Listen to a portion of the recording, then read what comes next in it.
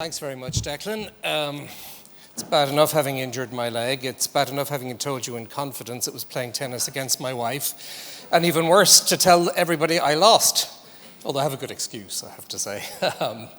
Very nice to be back here once again at the EIF. I was reluctant to do this particular session, and the reason for that is some of you might remember that in March 2016, was the last time that at this forum I went 10 years into the future, and I thought it might be a little bit of fun to make some predictions as to what would have happened during those 10 years, and I did.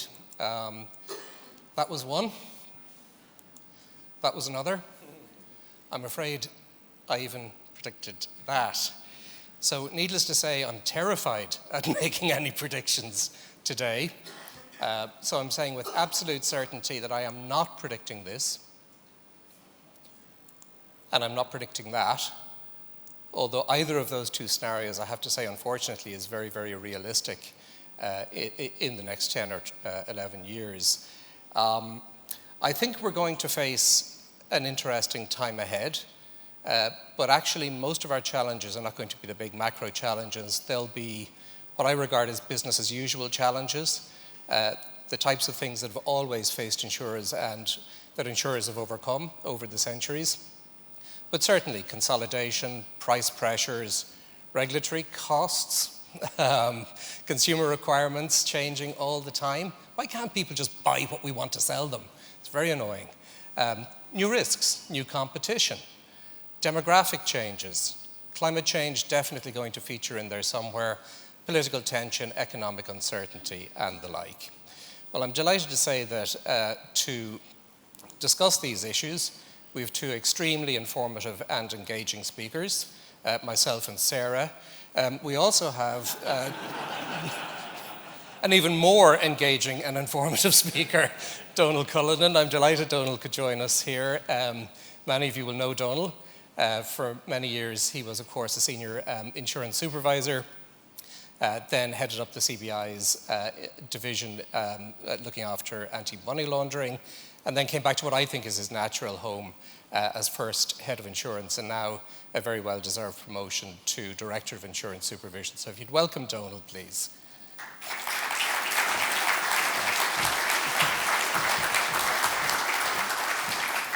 I'd also like to introduce Sarah. We're delighted to have Sarah here with us today. Sarah's come from the DNB, the Dutch regulator, where she's head of insurance, but she has plenty of industry experience. She spent 10 years in strategic functions for Generali in the Netherlands and ended up, I think it was head of corporate development, head of corporate development at Generali in the Netherlands. So a unique insight, I think, available from Sarah from both sides of the fence. I noticed as we were getting ready for this session that Thomas said that CEOs and regulators have essentially the same role. I'll allow you to judge for yourselves by the time we get to the end of this session whether regulators share that view, although I must say there's an enormous overlap between what should be the priorities for both. Right, well, let's move straight into the spontaneous questions, which for convenience I've put on slides. I've said a few words about the sort of challenges that insurers are going to face over the next few years. Thomas actually outlined a number of them as well, and I'm glad to see many of the issues we've identified were also identified by AXA. But how are supervisors going to evolve themselves in response to the types of challenges that insurers are going to face? What innovations and changes will we see in the regulatory model? And is it fair to say that we're going to see regulators themselves deploying tech tools to do their job? Perhaps we start maybe with you, Sarah, the Dutch experience. Absolutely. I hope everyone can hear me. I was told I have to speak up a little. First of all, you asked so nicely, like, how will supervisors evolve? I think we, first of all, have to say we must evolve. It's not even a question of how. If you see what insurers are challenged with, I think supervisors are a bit behind on that. I liked it this morning. Mark was saying in 2013, they had at Accenture, every business is a digital business. We are now at 2019. I don't know if I can say every supervisor is a digital supervisor. but we will come to that. What I would like to say here is mainly, from a supervisor perspective, I would say we have 3 key roles. We need to understand and assess risk. We need to provide guidance, if you like it or not, in terms of policies. But we also have to optimize our business model. And what we're busy with right now at the Dutch Central Bank, we established a digital strategy. And I like to say digital strategy, we want to become a smart supervisor by 2025. First step is to be digitally enabled in 2020. And as you see me here right now, I'm sitting here with my paper. So I think there will be a step towards that. What do I mean with that? It's mostly about improving process and capabilities, because we have to know what's going on. We have to know what are the new risks you as insurers are already dealing with, and detect if there is any additional need for new policies. In 2020, we want to be data-driven. That's not only data-driven supervision, but it's also the mindset. And we heard it today, and we will hear more about it, the HR perspective. It's also a mindset that we have to shift.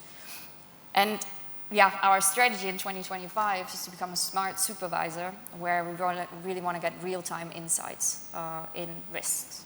Very good. Domhnall, are you smart enough already? Well, I suppose, first of all, it's fabulous to be here. I actually, I spend a lot of time here in Croke Park because I'm from Dublin. And we're forced, unfortunately, to play all our matches here at a neutral venue. I personally prefer to be at Purnell Park, better parking on match days, closer to home. So, but it's for the good of all the other counties. We're here. So I suppose in terms of this, the one thing that strikes me with this and trying to predict the future, it goes back to the old saying of, you know, everything changes, everything remains the same in some ways. And when I think of this question of where we're going to be as a regulator in 10 years' time or even 2-3 years' time, there's a couple of things that will remain the same. So as a central bank, our mission is to serve the public interest by protecting price and financial stability, and also trying to ensure that the financial system works in the best interest of consumers and the wider economy. I don't see that changing anytime soon. There's kind of 4 key criteria that we talk about when we talk about insurers, or sorry, actually not just insurers, all regulated entities, and that they have to meet. And that's 1, that they have sufficient financial resources. 2, they have a business model that can generate capital. 3, they're well governed with appropriate cultures, and I know we're going to speak about that a little bit later. And 4, they can recover if they get into difficulties. So those things will remain the same. And if you kind of think about that, I don't think it's just a supervisory question, I think it's a question for firms as well. If you think about those 4 tests or key criteria as being the backdrop for all the challenges we face, and you keep that there, I think that's the basis from which you go forward. So yes, everything will change, but everything will also remain the same.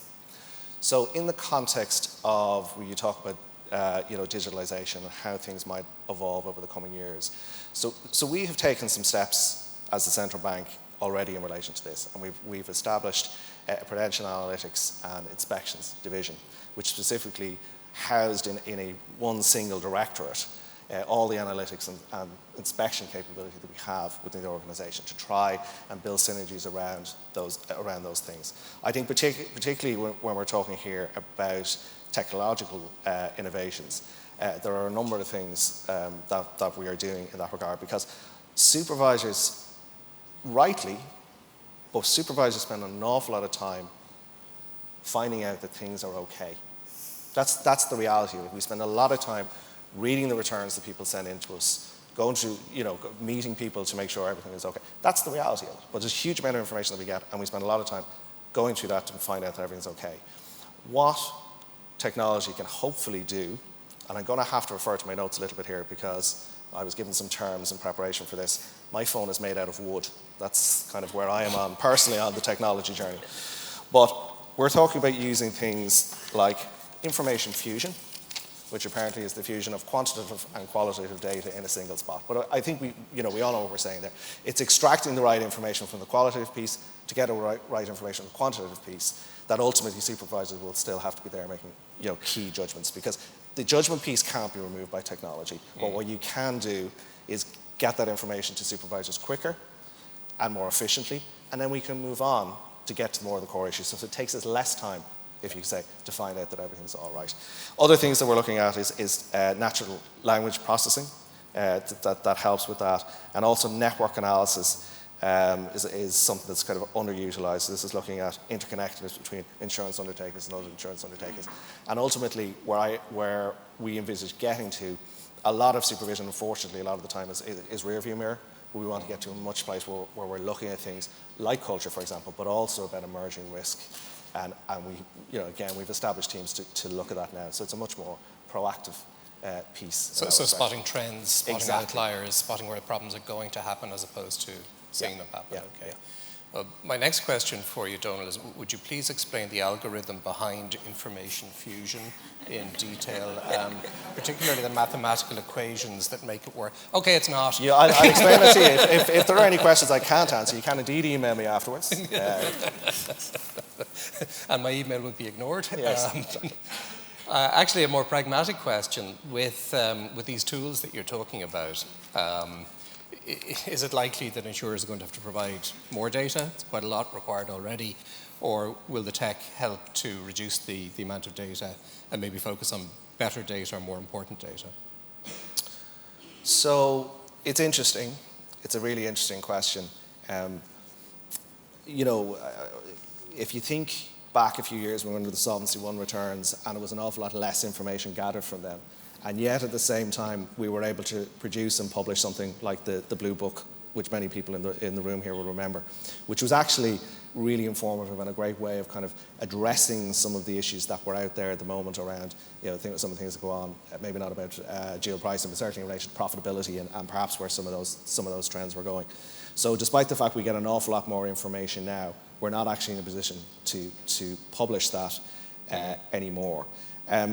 I think a notion that a data set would remain static forever is one that's sustainable really in the long run. Now, having said that, do I think we're going to get rid of all the QRTs and bring a different set of QRTs? No, yeah, that's not where I'm getting at. But I think there will certainly be things that will emerge that we will need more data over time. But I kind of like to think of it in a slightly different way. If we all acknowledge that QRTs and NCT, if they are a problem, well then is technology not a potential to solve that problem, over the course of time? And I think that's where the technological innovation might become better over the course of time. And that's not just an issue for the supervisor, might not be an issue for us at all indeed, but I can't help feeling that potentially, this is, you hear an awful lot of talk about what tech is going to be used for and everything else, but really when you take away the technical side of it, when you take away the guys who are sitting in the room dreaming up the code, you have to have a problem and you have to be able to come up with a solution to that problem. But first, there's lots of talk about what it'll do, but what you want it to solve first. But potentially this is an area where there is an issue and potentially technology could be used to solve that. Okay. So maybe more information, but...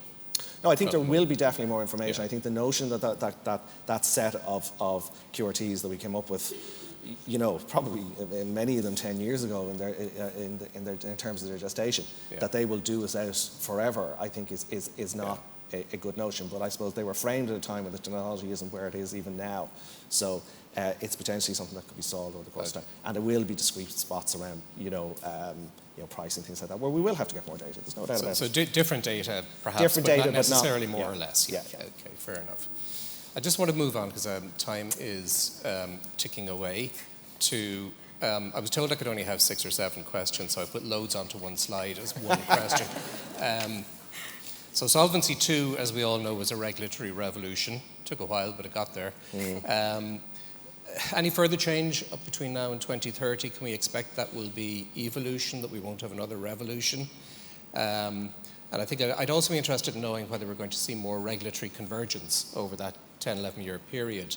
A common rule book would be something that, for example, would be a fairly obvious way to converge. Eliminating local variations in how regulation is applied is another. We hear a lot about that. And then finally, I'm interested in soft issues such as CSR, because I see that creeping into, I know Thomas mentioned it as something that's really, really important. I'm wondering why it's important from a regulator's point of view as opposed to a CEO's point of view. So perhaps we could start with we'll turn to you, Sarah, as we heard a lot from Domhnall there. Could you maybe tell us whether we can expect revolution rather than evolution or vice versa? Yeah, now I would, from my point of view, Solvency II is successfully implemented. So I would rather say it's an evolution that is coming up over the next years. If you look at the current Solvency II 2020 review, which probably a couple of you are waiting to see what we've come up with, it will leave the fundamentals of Solvency II the same as they are. But of course it has to be tweaked and improved. What also maybe goes to the second question, I really think there will be more regulatory convergence needed. And you often hear it probably harmonization, minimum harmonization, maximum harmonization. I think that is what we have to consider in the evolution, because there are lots of cross-border activities. Yeah. CSR, you mentioned it, is not just a national issue, I would say. So I would say in these things, we really have to see from a supervisor and regulator perspective, where does it make sense and where does it unfortunately become a burden? So really figure that one out. And I think a lot of you here are also curious about resolution. That's also a big topic we talk about, insurance guarantee schemes. This is where EIOPA is very active, looking into what can be harmonized and what can't be harmonized. We as the DNB as well, and there we have to analyze data that we get in to really see what's the impact. But overall, I would really say it's an evolution. We don't need, in my perspective, a revolution at the moment. That's a relief. I see the review of Solvency II is 1,000 pages of evolution. We made it to 950 now, just an annex of 250. Excellent. So we can expect to see a degree of evolution in resolution planning, guarantee schemes, and harmonized approaches to those. Yeah, absolutely. Excellent. Okay, Domhnall. Yeah, I mean, I'd absolutely agree with everything Sarah said there. It won't. I don't think it'll be a revolution. I think things that we can expect to see in an Irish context, I suppose the one that we speak a lot about is recovery and resolution. So from a resolution perspective, there's certainly move towards harmonisation, minimum compensation funds across Europe. And we would certainly be in favour of that. The resolution piece isn't entirely within our control, and obviously it's part of the Commission's call for advice under the SOL 2 2020 review. But one bit that is within our control is recovery planning. We have the power under the Supervision Enforcement Act 2013 to bring out regulations in relation to recovery planning, and we actually plan to bring out a consultation paper next year in relation to formal proposals on that particular matter. I suppose the other one that I see coming down the line, in addition to the 2020 review, will be the individual accountability framework. And I think there has been a good deal of coverage on it, so I won't dwell on it, but it'll certainly increase the F&P regime and add to it. But to be fair to the insurance industry, we've had a forerunner of that in the HOAF regime and what that implied. And certainly, I think there will be actuaries in the room who will probably share the view that actuaries are perhaps more on the hook than other members of the C-suite in insurance companies. And I think it's something that we'd be sympathetic to, but that doesn't mean we're going to take the actuaries off the hook. We're just going to get more hooks, probably. The convergence issue is a really interesting one. So I think EIOPA, to be fair, have been really good in this space, and they've been quite ambitious. And I think we will see more of it definitely going forward. There is I think we have to be realistic though here as well. You're talking about, well, as of today, 28 EU member states. Next week, who knows, 27. But they're all going to be at different stages of their maturity. Not all the insurance markets are the same. So while we can have harmonisation, when we can have, in terms of the law, in terms of things coming out of EIOPA, it is right that expectations would be different in different countries. I know from our own perspective with EIOPA, we have a very good relationship with them. I think, there's a few of us that we'd certainly like to think of ourselves as the forerunner of kind of best practice ourselves, and the Dutch would certainly be in that camp where we put our case forward. Actually, this is what everybody else needs to come up to, as opposed to the Irish need to necessarily catch up with anything else. But I do think they're just because you can have a brass plate operation with 90% quota share going back to group, and all of your assets made up of an intercompany loan. Just because you can do those things under Solvency II doesn't mean it's right to, and doesn't mean that we should all have an expectation that type of thing will be allowed to happen. So yes, absolutely more convergence, but that doesn't necessarily mean we go to a lower standard everywhere. We go to the standard that's right and the expectation that's right for every individual market. Okay, and the CBI's views on CSR? Yeah, sorry, absolutely. So I don't see this as a softer issue. We speak a lot about climate change, we speak a lot about culture, which I know we're going to go to, and we speak a lot about diversity and inclusion. We don't speak about those things because they are the right thing to do. Now, I believe they are the right thing to do, but we don't speak about them for those reasons. We speak about good culture because good culture leads to good firms that are prudentially sound and have good conduct. We speak about climate change because, let's face it, notwithstanding the particular exposures the insurance industry has to that, we describe the financial crisis as a supervening event. Well, if climate change isn't a supervening event, I don't know what is. So, it is absolutely a prudential concern. And diversity and inclusion, that's all, it's about groupthink. It goes to culture to a large extent as well. So, while all of those things you can describe as being softer issues, they're not. And our concentration is on them because if you have good behaviours in those areas, they lead to good prudential and conduct outcomes. And that's why the focus is on them. It's not because we're trying to save the world per se. We're trying to do what's in our remit. And it's a good framework in which to talk about. Okay, so everybody brush up your CSR policy as quickly as possible. Donald will be down to check it. We might move on to this question. And again, Thomas touched on this. Big data, i.e. they're the future of the insurance industry. We keep being told that. The CEOs of insurance companies love these tools and toys. How do supervisors see them? Should we start with you, Sarah? Definitely. And I don't know how, but I happen to have a slide that we can maybe show. I think it's all spontaneous. Look, would they be the slide? It's fantastic.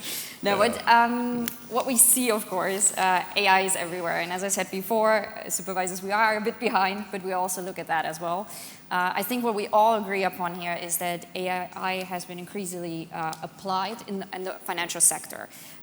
We don't know exactly where it's going to lead us to, and we don't know exactly yet what regulatory responses we will have to figure out, but it's happening. And what we do know from a regulator perspective is that AI can have a substantial impact on trust and financial stability, and that is our core issue that we look at.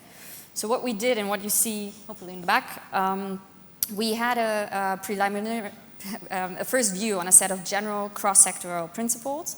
And I say cross-sectoral, so it's not only for insurance, and it's for the responsible use of AI by financial institutions. And the pure aim is to provide a framework that helps you and banks to assess how responsible your application of AI is. So it's not a regulation or anything like that, but it gives our view on certain content. In total, we have 17 principles. We're supervisors. We like to have a lot, so there are 17, and we put them under a certain aspects of AI. You see them on the left side. It's soundness, accountability, fairness, ethics, skills, and transparency. I will give a few examples here, but you see on the right side the report we wrote. It's the general principles for the use of AI in the financial sector. You can access this on our website, and it's in English as well. You don't have to learn Dutch. What I would like to highlight, there are 3 principles you see in the middle. Some of them you will probably also just say, yeah, this is what we already do, and this is what it is about. Like, I'm not here to lecture you guys, but more that we all have the common ground. The first one is regarding soundness, and this is from a prudential perspective, one of our primary concerns. What we really think is that AI applications, first and foremost, have to be reliable, they have to be accurate, they have to be behave predictably, and operate within the boundaries of existing rules and regulations. And that is what principle 1, that is linked to soundness, is more or less about. If you look at the next one regarding accountability, that means that the adoption use of AI should be integrated in the organization's risk management. So clear roles and responsibilities, so that you know or you ensure the responsible use, management, auditability of AI. So that's key, what we would like to see, how AI is approached. And the last example I have for today, skills. It's principle 13, and that is really something that I'm really concerned about, that we all need the right skills. And here it's addressed towards the sector, but as I said in the beginning as well, it's also addressed to the supervisor. We also need the same skills.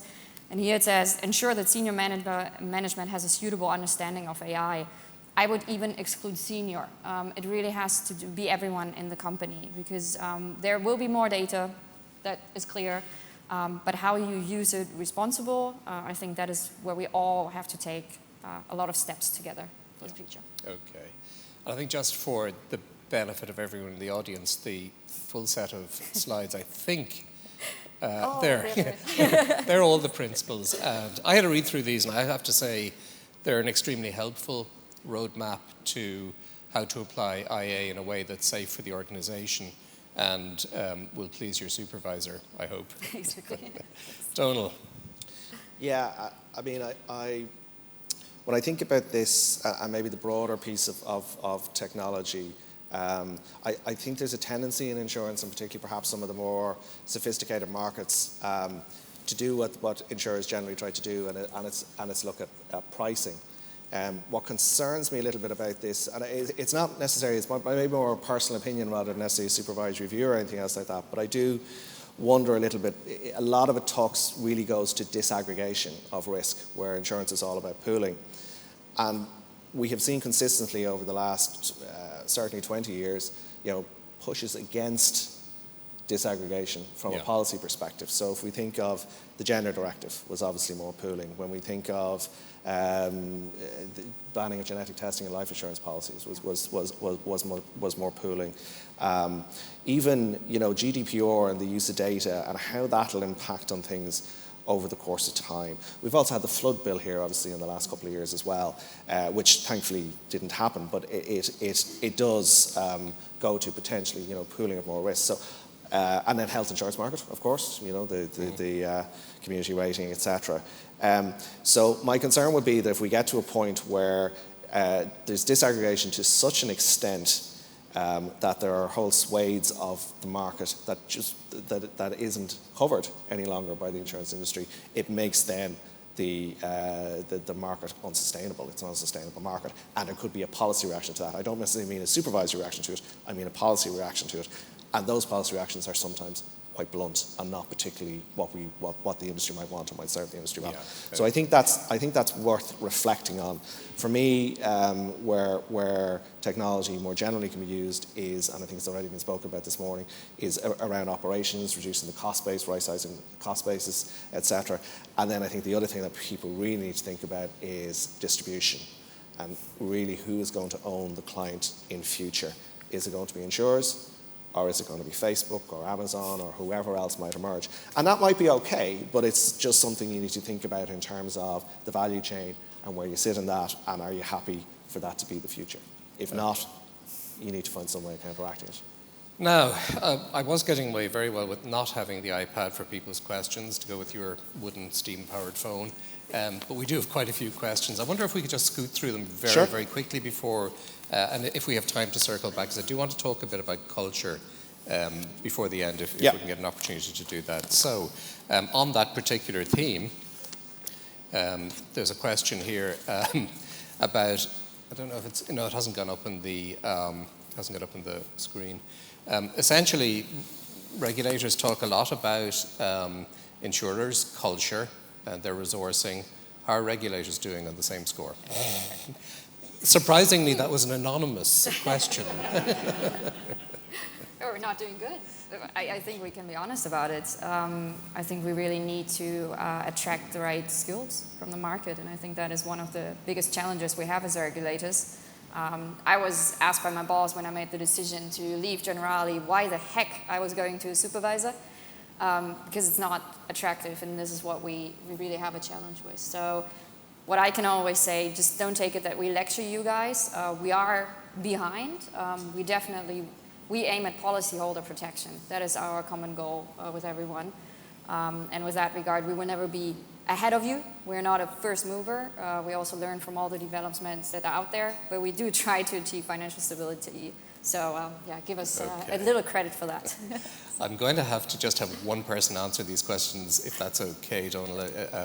If there's anything in particular you want to shout on that, do. Next one.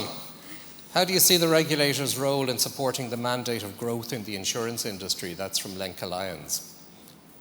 I don't believe I have a mandate in that. Because it's certainly not within. When I look at our mandate comes from the Central Bank Act 1943, and you will see nothing in there about growing the insurance industry. It's not part of our mandate. I'm the lawyer here. Let's rephrase this. How do you see the regulator's role in supporting growth in the insurance industry? But you are right. Yeah, I am right. So, you'll be aware, James, that we used to specifically have a mandate to promote the financial services industry. It was removed in the Central Bank Reform Act 2010, and I've been there throughout that period, and it was definitely something that contributed undoubtedly to the crisis, or certainly our reaction to the crisis. So I'm glad it's gone. The way I would view this is, and we have seen this, and there was a very interesting article in the Sunday Business Post the weekend where actually the head of one of your rivals spoke about this particular point. Where I see the role of the central bank in this is we would need to be a strong regulator. We need to be very clear about what we're about, and people need to know what they're going to get when they deal with us. A lot of firms welcome that, really, really welcome that, and will look for that when they're thinking about establishing a jurisdiction. Obviously, there has been growth in the market in the last week. I think we've authorised 14 insurers during the Brexit period. There was some that didn't come here because they didn't like our regulatory approach. Am I shedding any tears? There might be one I'm shedding tears over, but most of them I'm not, to be brutally frank about. So that's our role, to be a strong regulator. Some companies will really want that, and the IDA can go out, and whoever is charged with doing that can sell the regulatory platform that we have. But that is our role in that. That's space. The baseline. So, no role, no mandate. One for Sarah from, again, an anonymous source. Could you see the DNB adopting something like the Irish domestic actuarial regime? This is where an actuary has a certain internal policeman. Exactly. Now I'm like, role. okay, give me some more details on that. Where there's someone within the firm that has a quasi-independent role, the purpose of which is to keep everything on the straight and narrow. I honestly have to say I would have to look into it before I make a statement here, and then I'm put on the cross. But definitely something, Well, we certainly won't put you on the cross, Sarah, so certainly, okay. I don't want to be giving other regulators ideas now. Glenn Gillard, what actions are you taking to equip your teams to be able to assess business models in a changing environment without denying customers innovations? It's a good question. Either of you, any volunteers? Yeah, I mean, that's always a challenge. I mean, it's always a challenge to how do you recruit and retain the right people. There's a number of things we do. We do obviously look at external training, etc. But one of the things, and it's a constant thing. So you have to come up with try and innovate in different ways all the time to try and do that. So one of the things we're actually doing at the moment is we're actually sending somebody over to the PRA, to their London markets team, to come up to speed on how the PRA go about regulating the London market, because a lot of those firms and types of things are going to now sit with us. So that's just one of the things. But it's various little things like that around training, around trying to recruit and retain the right people. One thing that we do have, and just to maybe just go back a little bit on the culture, I'm not going to get into it too much, but one thing that we do have, and when you think about Generation X, Generation Z, all the research tells you they want to do something more than just purely make profit. Yeah. Well, I think the insurance industry has a good story to tell there if it was better at it, but certainly as a central bank we would feel we really are contributing to society and there really are things we can do. So I think a lot of people we can use that to attract and retain the right people. Okay. It's amazing the difference a very large mortgage makes to a person's view of whether an organisation should make as much profit as possible and bonuses. One maybe for you, Sarah. The current data analytics is a one-size-fits-all approach, despite the diversity, it says here, of the Irish insurance landscape, but I think it applies everywhere. Are there plans to refine these data analytic approaches that are taken under Solvency II? To become more individual. Yeah, to become more bespoke to the individual, either the individual market or the individual insurer. Yeah. I think overall, from the Solvency II perspective, I would say it stays as is, one size fits all in a way, but we do have national discretion, so we can look into that. And if I see the regime we have in the Netherlands, where we kind of cluster our insurers in 5 different classes, where they have different, well, the proportional approach on how we use Solvency II, I can definitely see that we will also adjust any technical regulations in that regard. Yeah, would that apply in Ireland? Just briefly, Domhnall, do you think that would be the approach you take here as well? That you we have our risk-based approach, which I think as well, documented and out there. So that is the Are you prepared to take a entity-specific view, or would you be prepared to adapt the analytics for a particular individual entity? Well, I think we will.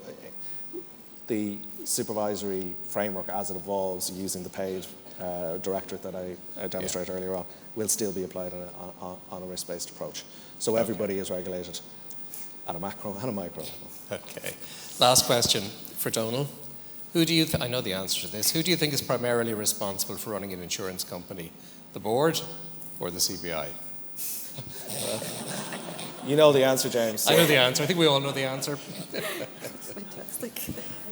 CBI will be in if you don't run it properly. Was that an anonymous question, James?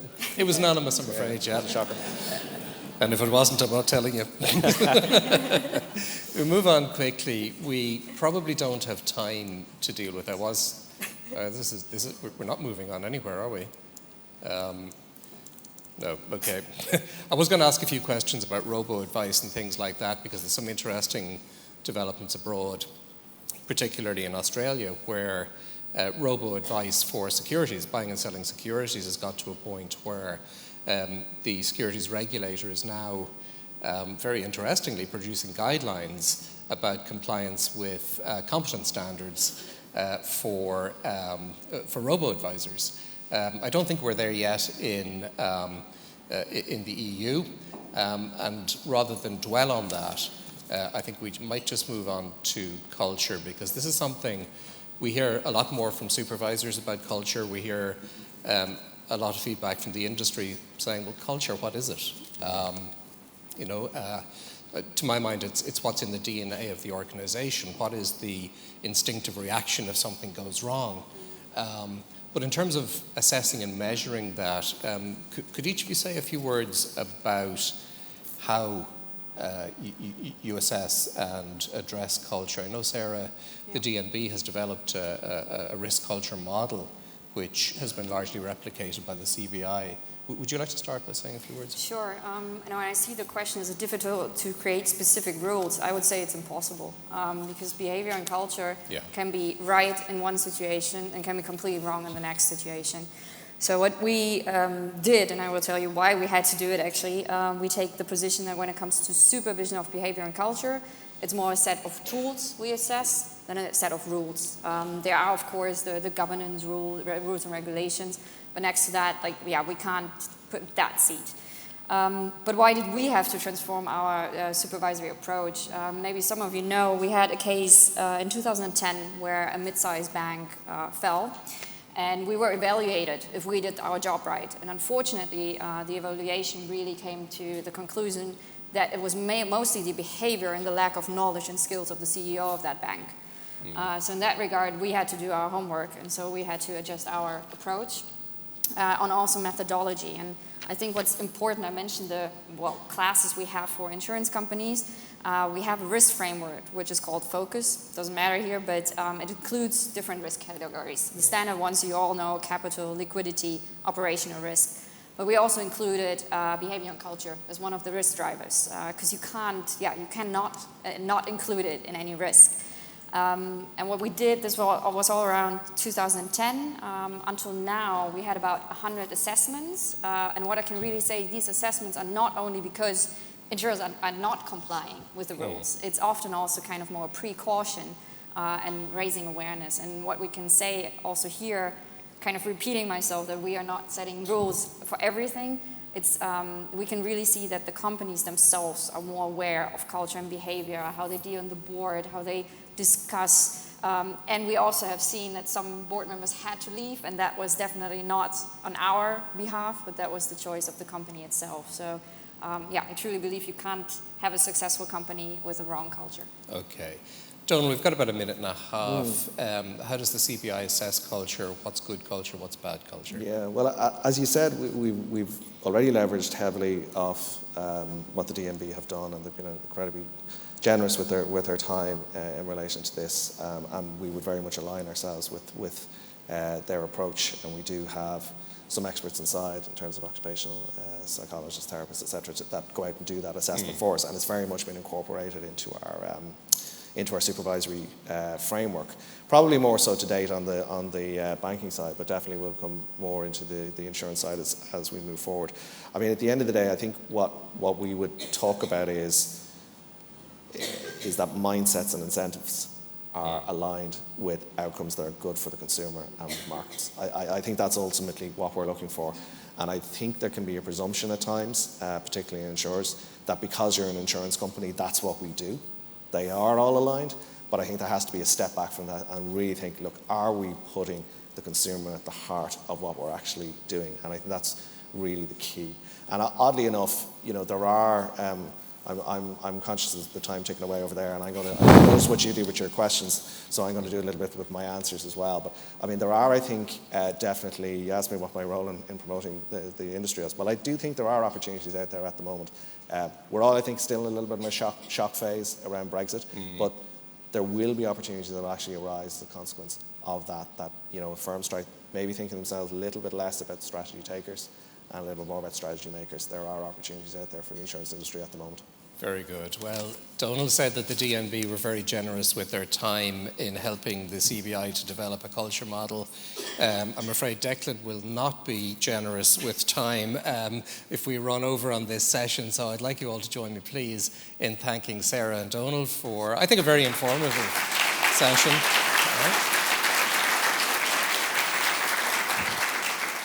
And we look forward to seeing you all next year for the follow-up.